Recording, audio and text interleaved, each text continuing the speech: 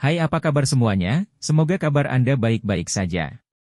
Terima kasih karena sudah memberikan support dan juga kesetiaan Anda untuk membangun channel Codot Film. Yuk kita lanjutkan alur ceritanya, sambil siapin kopi dan cemilan, setting suara volume full. Gasken. Chapter 111. Kulit kepala si kecil menjadi mati rasa. Apa sebenarnya motif di balik sesepuh ini yang tidak memiliki kehidupan dengan menghalangi dia? Ini membuat setiap rambut di tubuhnya berdiri. Noda darah gelap merembes di antara rambut abu-abunya, dan sudah mengering untuk waktu yang sangat lama.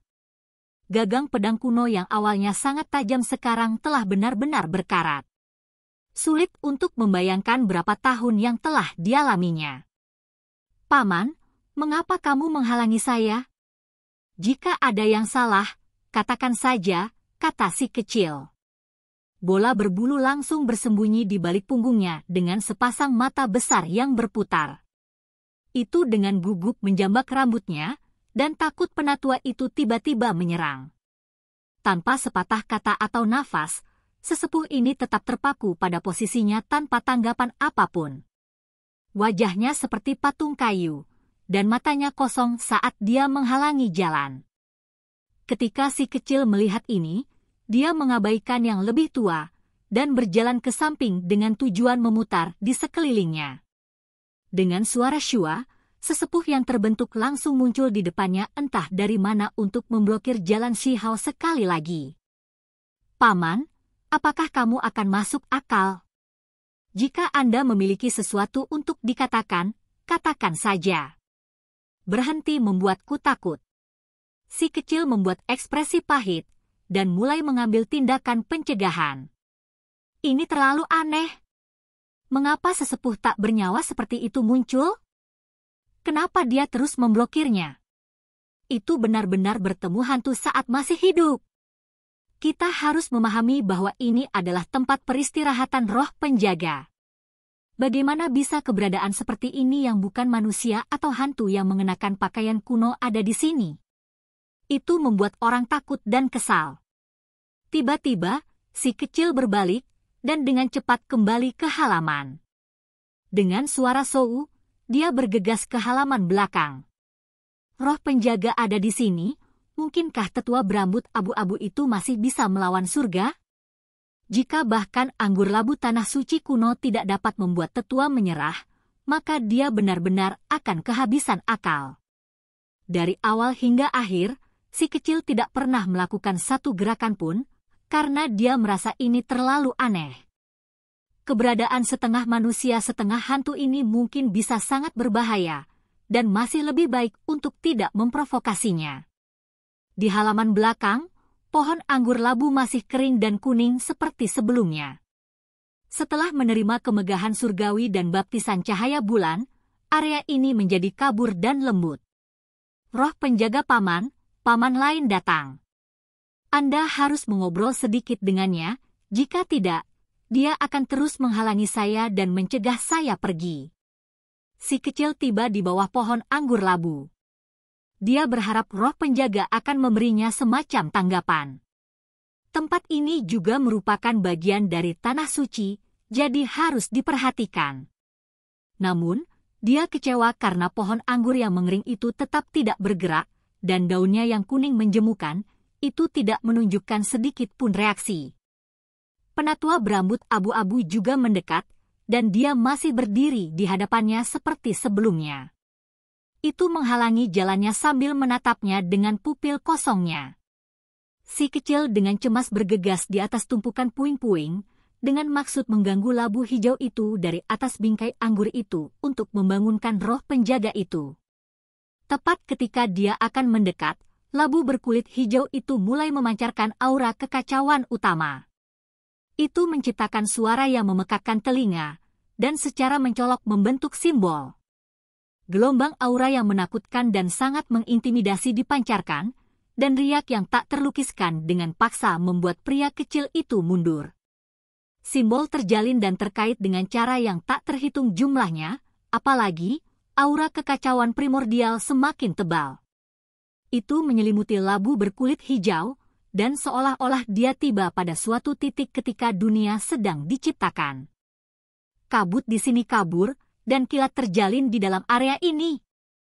Pada saat yang sama, tubuh tetua berambut abu-abu itu bergetar, dan mengeluarkan suara dari mulutnya, "Kembalikan pedangku." Di kedalaman malam, lelaki kecil itu merasakan hawa dingin merayapi tulang punggungnya. Kembalikan pedang apa? Memang ada satu di sini, tapi itu menembus tengkorak sesepuh itu. Bagaimana seseorang mengembalikannya? Paman, pedang ada di kepalamu. Penatua tampak seolah-olah dia tidak mendengar apa yang dikatakan, dan terus menatap si kecil seperti sebelumnya saat berbicara. Kembalikan pedangku. Si kecil terkejut dan ragu pada saat yang sama. Mungkinkah itu membutuhkan bantuannya untuk mencabut pedang? Dia membuka mulutnya dan bertanya, bagaimana cara mengembalikannya? Bagaimana kalau kamu menundukkan kepalamu, dan aku akan menariknya untukmu? Kiang. Pedang kuno tiba-tiba mengeluarkan suara melengking, dan noda darah berwarna hitam muncul di lokasi itu. Penatua sekali lagi bergetar, dan bergumam, kembalikan pedangku. Dia memblokir jalan si kecil, dan mengulangi kalimat itu. Shi Hao tidak tahu harus berbuat apa, dan pada akhirnya, si kecil ditekan menjadi sangat cemas. Oke, di masa depan, aku akan membantumu menemukannya, dan mengembalikan pedangmu. Ketika kalimat ini diucapkan, langit dan bumi kehilangan warnanya, dan suara angin tiba-tiba bergerak. Petir menyambar dan guntur meraung, dan sesepuh itu langsung menghilang, dan menghilang tanpa jejak. Si kecil merasakan udara dingin di punggungnya. Ini terlalu mengejutkan, peristiwa seperti itu terjadi di tempat peristirahatan roh penjaga, namun tanaman anggur labu tidak menunjukkan sedikit pun reaksi. Mungkinkah keduanya terkait? Dari mana dia berasal? Dan bagaimana dia bisa begitu aneh? Si kecil benar-benar ketakutan, dan lari seperti gumpalan asap. Tanpa berbalik satu kali pun, dia melarikan diri dari tempat peristirahatan roh penjaga. Hairi Bol sangat gugup, meraih kerahnya, dan menggantung dari tubuhnya seperti koala. Angin membuat suara huhu, dan tubuhnya bahkan mulai melayang naik turun.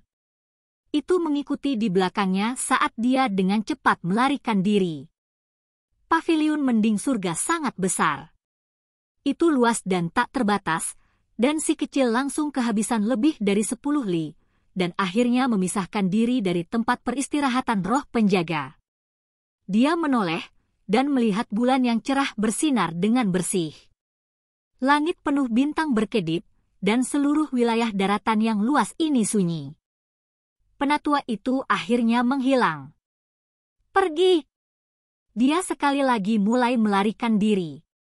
Sepanjang jalan, gunung-gunung spiritual menjulang tinggi dan megah. Di bawah sinar bulan perak, mereka semua tampak diselimuti lapisan tipis alami dari asap kabur. Aula istana duduk di atasnya satu demi satu, dan hujan berhamburan di atas puncak gunung. Mereka putih bersih seperti cambuk, dan kabut naik. Di bawah sinar bulan air, seluruh negeri ini tampak tidak nyata dan ilusi, seolah-olah mereka tiba di negeri dongeng. Mereka telah melewati 100 li sampai si kecil akhirnya kembali ke kediamannya. Saat itu sangat larut malam, dan murid-murid lainnya telah lama tertidur. Dia diam-diam menyelinap ke dalam gubuk jeraminya sendiri, dan berbaring untuk tidur. Setelah mengalami siksaan seperti itu, dia tidak ingin mengingat apa yang baru saja terjadi. Dia ingin melupakannya secepat mungkin, dan memasuki tanah impiannya. Hairi Bol memiliki pendapat yang sama. Dia melirik keluar jendela, dan dengan gugup gemetar. Dia segera menutupi matanya, dan bersembunyi di balik si kecil sebelum tertidur. Beberapa hari berlalu berturut-turut, dan semuanya sangat normal. Si kecil mulai santai, karena pada akhirnya tidak ada masalah lagi. Namun, dia tidak kembali ke area roh penjaga, karena dia takut melihat hantu. Selama beberapa hari berikutnya, dia sangat patuh dan jujur. Pada malam hari khususnya, dia tidak meninggalkan rumahnya. Dia hanya duduk di atas atapnya untuk menyerap esensi surgawi. Dia menyempurnakan kemegahan surgawi dan tidur ketika dia lelah. Pada malam ke-6, si kecil tiba-tiba merasakan bulu-bulu di tubuhnya berdiri. Dia segera duduk dan berteriak, "Hantu!" Dia tidak tahu kapan sesepuh berambut abu-abu itu tiba, tetapi dia berdiri di depan tempat tidurnya. Murid-murid kosong menatapnya dengan linglung, dan darah hitam menetes dari kepalanya. Pedang kuno itu memancarkan aura pembunuh. Di tengah malam yang sunyi ini, suara teriakan ini ditransmisikan jauh ke kejauhan. Murid-murid terdekat semuanya terkejut, dan sekelompok orang semua bangun dan dengan cepat duduk. Bola berbulu yang tertidur secara alami juga melompat berdiri setelah mendengar teriakan ini. Semua rambut di tubuhnya berdiri dengan eksplosif, dan dengan kepala kacau melompat dari bantal pria kecil itu. Peng! Itu langsung melompat ke atas kepala sesepuh itu, dan menjambak rambut sesepuh berambut abu-abu itu. Itu kebetulan menatap langsung kedua mata kosong itu, dan segera menjerit sedih. Itu segera menjadi ketakutan, dan bergegas pergi. Itu naik ke atas kepalanya, dan kemudian turun ke bahunya. Pada akhirnya, ia memutar matanya dan hampir pingsan. Seluruh tubuh si kecil merangkak dengan udara dingin, dan langsung melompat juga. Dia meraih ekor hairibol, dan mendobrak jendela saat dia menyerbu keluar sambil membawa bola berbulu. Aktivitas di sini cukup besar, dan membuat banyak orang khawatir. Banyak lampu di dalam rumah menyala. Ada apa? Siapa yang berteriak hantu? Apa yang terjadi? Siapa itu? Mengapa membuat begitu banyak kebisingan di tengah malam dan mengganggu istirahat kita? Banyak orang bergegas mencari asal suara itu. Di sini, semua orang bergegas. Biarkan saya memperkenalkan teman baru kepada kalian. Pria kecil itu berteriak keras. Suaranya kuat dan tenang, dan ingin memberi semua orang kejutan yang menyenangkan. Penatua berambut abu-abu itu seperti penampakan, dan tanpa kata-kata dan tidak komunikatif. Dia sudah tiba di depan, dan menatap kosong padanya. Jika itu benar-benar hantu, maka dengan 3.000 pemuda yang dikelompokkan bersama dan energi positif yang memenuhi langit, apakah itu masih tidak dapat menakuti Anda? Inilah yang dipikirkan si kecil, dan tentu saja, dia ingin mengumpulkan semua orang dengan maksud agar mereka mengenal paman aneh ini. "Wei, apa yang kamu teriakkan?" Sekelompok pemuda menyerbu, dan memandangnya dengan aneh sementara benar-benar mengabaikan tetua berambut abu-abu itu. Si kecil tercengang dan berkata, "Kalian semua sangat berani. Kamu tidak takut sama sekali. Sangat aneh. Apa yang kamu bicarakan?" Beberapa pemuda tidak puas. Gadis cantik khususnya yang roknya dirusak oleh si kecil sedang cemberut. Dia menekuk pinggang kecilnya dan berkata, "Apa yang kamu mainkan? Apakah Anda hanya bermain-main dengan semua orang, kan?" Si kecil menjadi bodoh. Mungkinkah kelompok orang ini tidak bisa melihat sesepuh berambut abu-abu? Ini terlalu menakutkan, dan lapisan merinding dingin muncul di sekujur tubuhnya saat dia berkata, "Tidak bisakah kalian melihat? Dia tepat di depanku." Seorang lelaki tua dengan sepasang rongga mata kosong. Di kepalanya tertusuk pedang, dan berlumuran darah hitam. "Kamu kurang akal sehat. Untuk menakut-nakuti kami sampai larut malam." Gadis cantik itu cemberut padanya, dan yang lainnya tidak puas. "Aku bukan, iya, itu hantu." Si kecil menjerit sedih.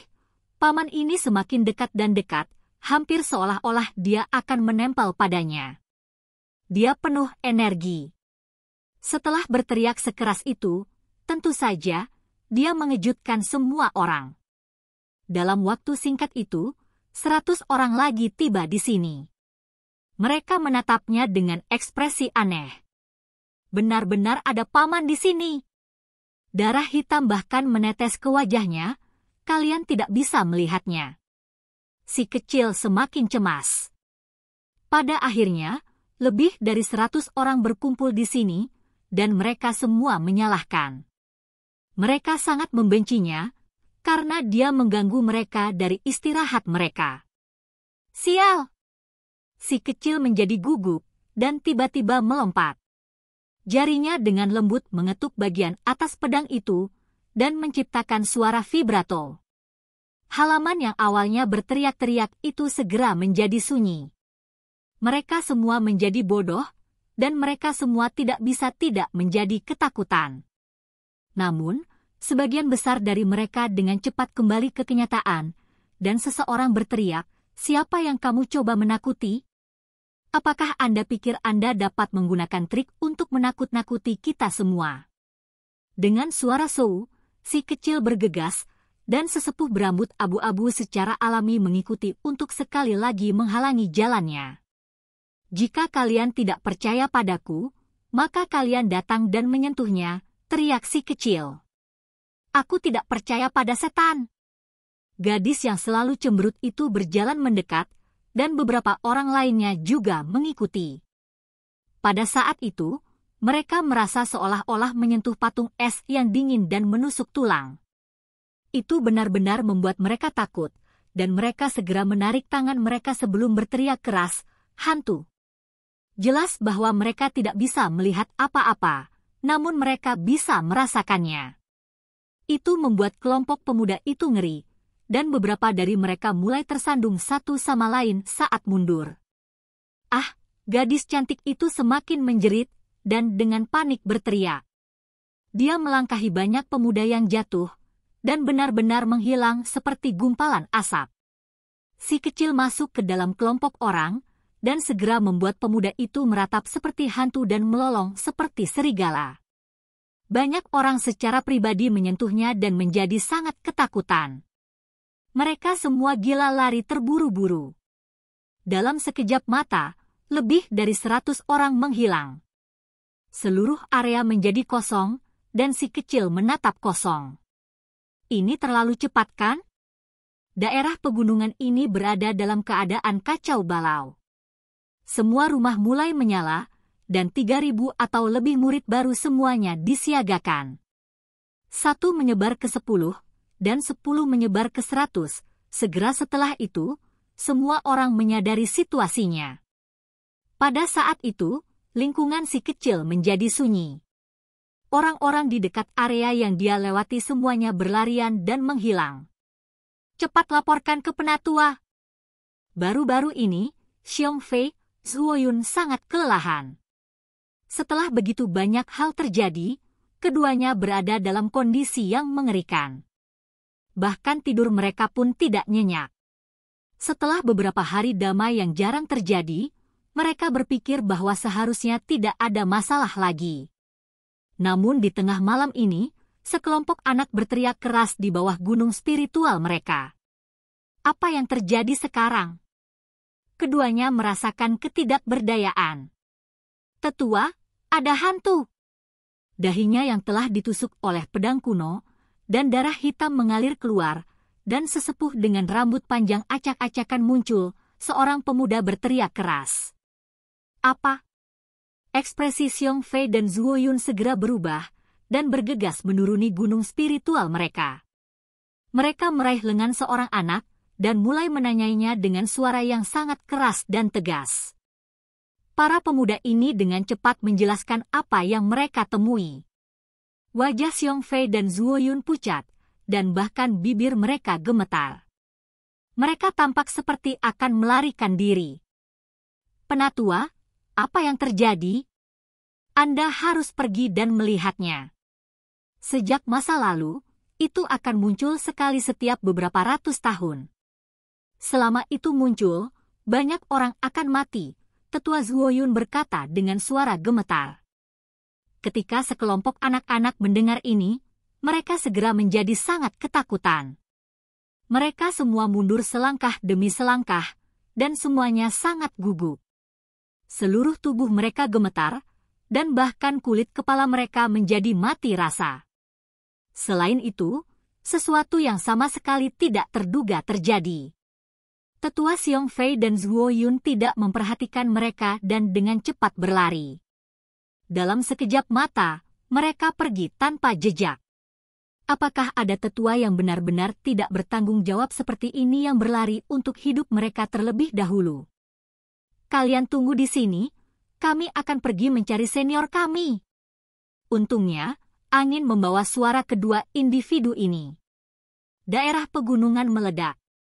Ini adalah keberadaan supernatural yang telah ada sejak zaman kuno, dan masih ada penjelasan untuk itu sekarang? Apa yang terjadi bagi mereka untuk benar-benar menghadapinya sekarang? Mereka semua ketakutan, dan mereka semua bersimpati dengan anak malang itu. Jelas bahwa keberadaannya terpaku padanya. Banyak dari mereka mengumpulkan keberanian mereka dan berjalan ke kejauhan. Mereka menuju ke halaman itu, dan mereka tidak bisa menahan diri untuk tidak terperangah. Apa yang dilakukan orang ini? Dia sangat berani. Setelah terbangun, si kecil perlahan tersentak kembali ke dunia nyata. Dia tidak lagi takut, dan langsung melompat ke arah tubuh sesepuh berambut abu-abu itu, dan menunggangi lehernya. Di tangannya memegang batu kapur, dan dia terus-menerus menggunakan kekuatan untuk menghancurkan ke bawah. Tidak jelas apakah dia mencoba untuk menghancurkan otaknya, atau untuk menghancurkan pedang kuno itu. Dia berteriak dengan berisik, "Kembalikan pedangmu, aku akan menggalinya untukmu. Berhenti mengikutiku, kamu benar-benar membuatku kesal sampai mati." Pada saat yang sama, sedetik bergema entah dari mana, dan seorang penatua muncul di kejauhan dengan labu kuning berkilau yang dipenuhi aura kekacauan utama di tangan. Selanjutnya, tangisan panjang naik dan turun berturut-turut di kejauhan, karena semua ahli yang berkultivasi di pegunungan yang megah dan megah itu khawatir. Tingkat atas paviliun mending surga terguncang, dan semua meninggalkan posisi mereka untuk menuju lokasi ini. Oke guys, jangan lupa like, comment, share, and subscribe di channel Codot Film. See you next video, PHC out and bye-bye.